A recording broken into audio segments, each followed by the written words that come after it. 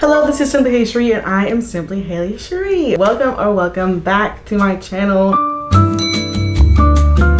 And we are going to talk about easy things to paint for beginners, because I was also a beginner once. I sometimes think that I'm still a beginner, and then I realize I've been painting for at least 5 years. So I don't know at what point you become a not beginner, but anyway, we're going to talk about 10 things that I used to paint as a beginner that I think all beginners should dabble in. So I feel like it helped me develop my art to where it is today. So I had to do a deep dive on my Instagram. I just scrolled all the way to the bottom and kind of just ran over everything that I had been painting when I first started painting, and I compiled a little bit of a list, and this is the number one thing that I painted the most was clouds. I haven't painted clouds in a long time, but I think clouds is a really good segue into painting because they're not really, they are kind of complex, but when it comes to just getting yourself started painting, I feel like they're a good way to start. I have done a lot of cloud paintings, and some better than others, and I even have my circle cloud paintings that are up on my website. So I think clouds is a very good thing for beginners to start with, and you can make them all different kinds of colors, different shapes. You know, you can put them in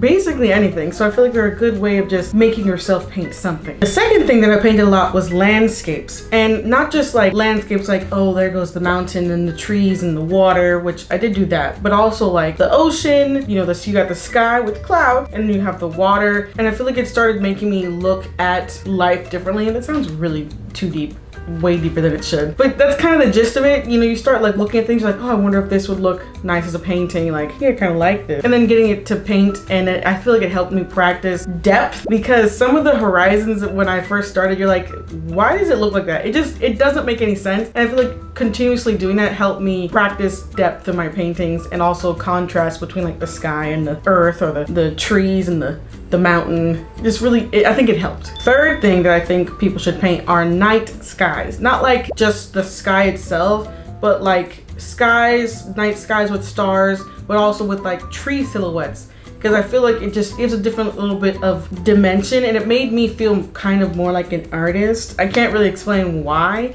but it just gave me the vibes of, oh my, look, I can paint multiple different things in one painting. I got a sky, some stars, some trees, night skies with silhouettes. And the silhouettes don't have to be trees, they could be buildings, because I also did those as well. Number 4, moons. I loved painting moons.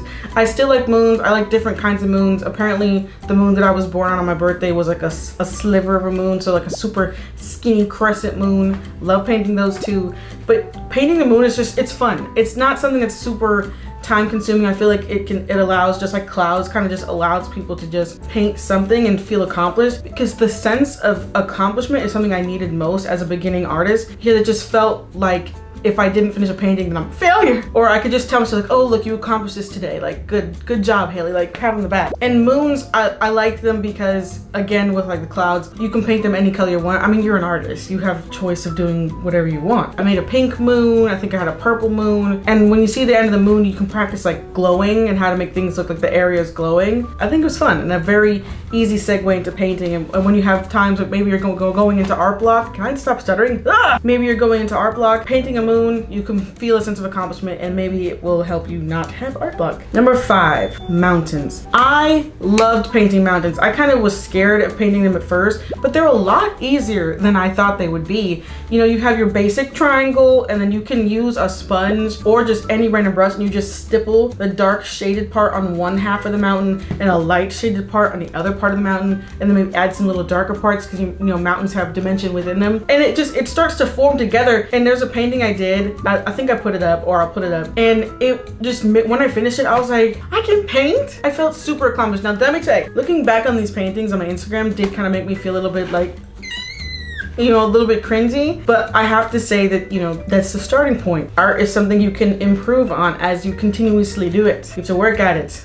You either use it or lose it. Number 6, sunsets. I loved painting sunsets because it just kind of combined a whole bunch of things that I said before. You can combine, well, not the moon, but a circular planet. You can combine the sun, you can put it over water, and then you can also add clouds. And it's just kind of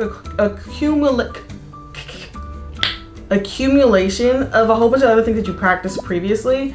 And just seeing, like I said, just seeing them all come together, you're like, oh, can I paint? Now, some of them, granted, are not the best, but I still think that it holds value. Yeah. Number 8 is ocean/water, because I feel like when you paint an ocean, you have a lot of peaks that go like this. When you're painting choppier water, I don't really know if people paint calm oceans. Now that I'm thinking about it, I don't know if I have either. So usually when I paint oceans, it's like choppy, so you have like a little like a like everywhere. And then when I paint like water, just like a lake or just like maybe a bay, it's more like straight lines to just give like the glisten, a little bit of a sheen on the water, like the sun or the moon likes to do. And you can also combine those with the suns and the moons and adding the reflections over the water, which is so fun. Okay, so the last one was number 7. This one's number 8.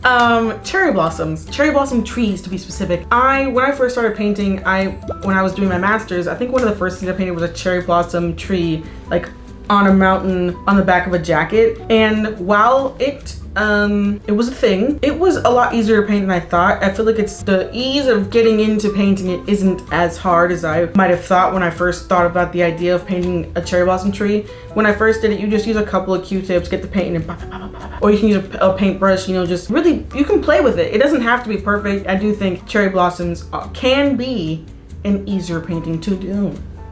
Number 9. Faces without silhouettes. I know that kind of sounds weird, but to me, painting faces was something I thought I would never be able to do. And it's so funny to like look on my art now, and like I have faces and people have eyes, because I was like, okay, maybe I'll paint the face, but the eyes would always make it look weird. And I was like, this looks so fake, because maybe it's because the eyes, they say the eyes are the window to the soul. And I was just like, these souls are dead if they're in my paintings. I did not like them. So I suggest painting the faces, like the silhouette with the ears and the hair. And it's a good way to practice getting into faces without having to do the super, you know, defining features of a face, eyes, nose, mouth. And maybe you can work on slowly building up. I think I started with the face silhouettes, and then I did face silhouettes. I think I did eyebrows, a little bit of a nose, and then a mouth, but I had like a block right here to block out the eyes, so I could still practice it and maybe like it, or maybe think I could do it without actually just throwing myself in there and being like, man, I suck, I should give up right now because these eyes aren't it. So yeah, definitely faces without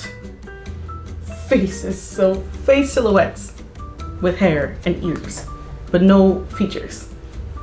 Yeah. Number 10, and this one I think is just fun. I do think beginners can do it. I did it as a beginner and I still do them now, but jellyfish. Painting jellyfish is so fun. They kind of don't have a singular shape. I tend to paint the ones that kind of like you and then squiggly tentacles, but there's different ways you can paint jellyfish, and you can find a way that you like it the most, and there's different kinds of jellyfish, but there's something about the way they move. I feel make them look however you want and still enjoy what's going on. I started painting jellyfish and they look like this, and then now my most recent jellyfish looks like this. I think there's a good jump here. Anyway, that is all I had for you today. Like, comment, share, subscribe, whatever you want. It does help me out though. Yeah, I think these are 10 things that are easy enough for beginners to do. I did them as a beginner and I still do some of them now. I really should probably try to paint clouds again. I'm worried that I've forgotten that skill. But anyway, yeah, that's it. I'm done. See you next time. I'm done.